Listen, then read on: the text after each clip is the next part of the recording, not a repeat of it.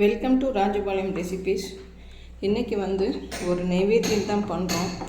Daily ஒவ்வொரு நைவேத்தியம் வித்தியாசமாக பண்ணலாம் அப்படின்னு சொல்லிட்டு ஒரு கப்பு பாலில் ஒரு கப் பால் பவுட்ரு போட்டு இந்த மாதிரி கொஞ்சம் 2 ஸ்பூன் நெய் போட்டு இந்த மாதிரி கிண்டி விட்டுகிட்டே இருக்கணும்.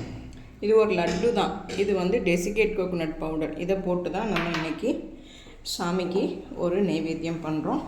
ரொம்ப டேஸ்ட்டு ரொம்ப நல்லாயிருக்கும். செய்கிறது ரொம்ப ஈஸி தான். இங்கே பாருங்கள், இது நல்லா கலந்து விட்டுக்கிட்டே இருக்கணும். நல்லா திரண்டு வரும்போது இந்த பவுடரை போட்டு நம்ம கலந்து விட்டோம்னா ஒரு சுவையான அட்டகாசமான ஒரு லட்டு வந்துடும் நமக்கு. இன்றைக்கி லட்டு வச்சு தான் நமக்கு இன்றைக்கி சாமிக்கு நைவேத்தியம் பண்ண போகிறோம். இப்போ நல்லா திரண்டு வந்துடுச்சுங்க, சூப்பராக. இந்த ஸ்டேஜில் ஒரே ஒரு கொஞ்சமாக மில்க் மேட் போட்டுக்கலாம். அது ஒரு சுவைக்காக போட்டுட்டு ஒரு கிளறி கொடுத்துட்டு இந்த கோகோனட் பவுடரை அப்படியே போட்டுருங்க.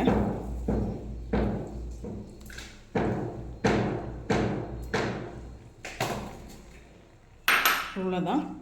இதை நல்லா பிரட்டி கொடுத்துட்டோம்னா லட்டு ரெடிங்க நமக்கு.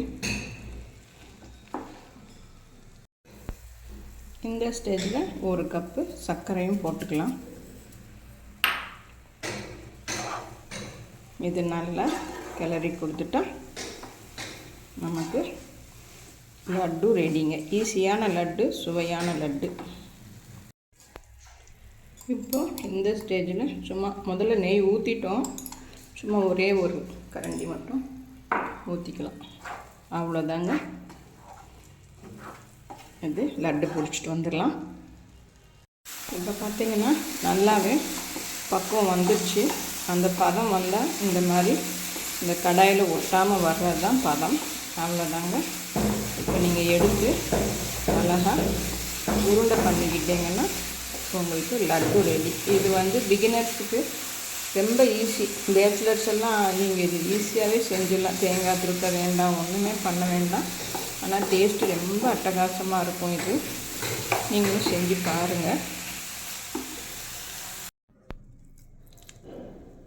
இந்த மாதிரி உருண்டை பிடிச்சிட்டு இந்த கோகனட்டில் இந்த மாதிரி புரட்டிட்டிங்கன்னா உங்களுக்கு லட்டு ரெடி ஆகிடுங்க. அவ்வளோதான். இந்த மாதிரி எல்லாமே பிடிச்சி எடுத்துகிட்டு வந்துடுறேன். அந்த மில்க் ஸ்வீட் ரெடி ஆகிடுச்சிங்க. இந்த இவ்வளோ அழகாக வந்திருக்குது. நமக்கு ரொம்ப சூப்பராக சுவையாக வந்திருக்குது. சாமிக்கு நைவேத்தியத்துக்கு தனியாக எடுத்து வச்சுருக்கேன். இது ஃப்ரெண்ட்ஸ் யாராவது வந்தால் கொடுக்கலாம் அப்படின்னு சொல்லிட்டு இந்த மாதிரி வச்சுருக்கேன். நீங்களும் இந்த மாதிரி செஞ்சு பார்த்துட்டு கமெண்ட் பண்ணுங்கள். தேங்க்யூ.